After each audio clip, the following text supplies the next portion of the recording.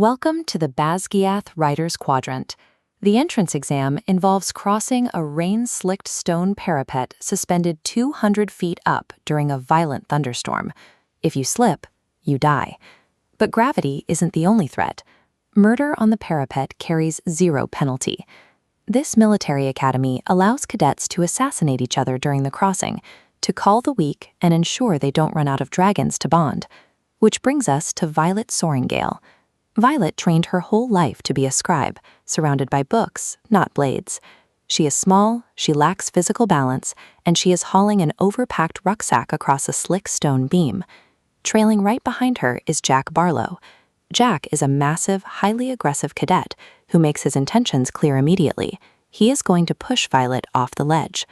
By every physical metric the writer's quadrant values, Violet is dead on arrival. She cannot outmuscle Jack. She cannot fight him. To see tomorrow, an intellectual has to survive a gauntlet engineered specifically for warriors. Before Jack can even reach her, Violet has to contend with her own biological response. Suspended in the air with the wind howling, she begins to hyperventilate. Panic here leads to a fatal slip. To stop this, she deploys a technique called cognitive anchoring. Out loud, she starts reciting dry geographic data about the continent's borders, mountain ranges, and trade agreements. Take a look at this animated diagram of the human brain. When faced with mortal danger, this small region called the amygdala takes over. It floods the body with adrenaline and triggers a paralytic freeze response. It's the red pulsing center of pure panic. But actively recalling complex logical data forces the brain to engage the prefrontal cortex, highlighted here in blue. That logical processing sends cooling pathways down to the amygdala, suppressing those jagged panic signals and literally slowing her heart rate down. This use of her academic training functions as a physiological tool. By forcing her brain into logic mode, she manually regulates her heart rate to keep her feet steady. The physical threat escalates when Jack grabs another scrawny cadet by the rucksack and tosses him into the dark ravine without breaking a sweat. Violet has to make a tactical choice. Standing her ground means dying. Instead, she ignores his taunts, locks her focus on the end of the path, and sprints. We can see the physics of this chase in this geometric model. Jack's massive height is normally an advantage in a fight, but on a narrow bridge in a storm, a tall, top-heavy object catches significantly more lateral wind, making him highly susceptible to hurricane-force crosswinds. Violet turns her small stature into an asset. By keeping her center of gravity low and locking her posture, she minimizes her wind resistance and maintains speed across the uneven mortar. Running away in this context is a calculated asymmetric retreat. When you are outmatched physically, you refuse the engagement.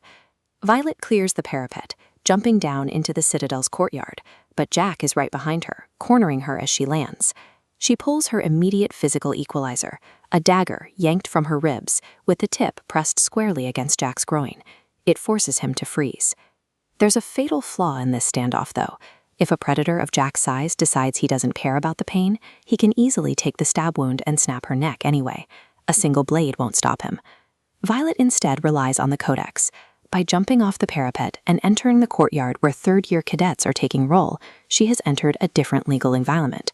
She recites Article 3, Section 1 of the Military Regulations. It is strictly unlawful for a rider to harm another while in a formation or under the direct supervision of a superior-ranking cadet.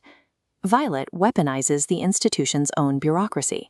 She creates a legal shield, using the presence of supervising cadets to bind the most violent participant without throwing a single punch. The supervising cadet confirms the rule. Jack has no choice. He slowly lowers his hands, steps down, and stalks off, completely neutralized by the system he thought he owned. Violet Sorrengail clears an impossible gauntlet. She outthinks the environmental hazards, hacks her own panic response, and maneuvers a physical giant into a bureaucratic corner. In a brutal, authoritarian system where the strong make the rules, true power belongs to the adaptable intellects who actually read them.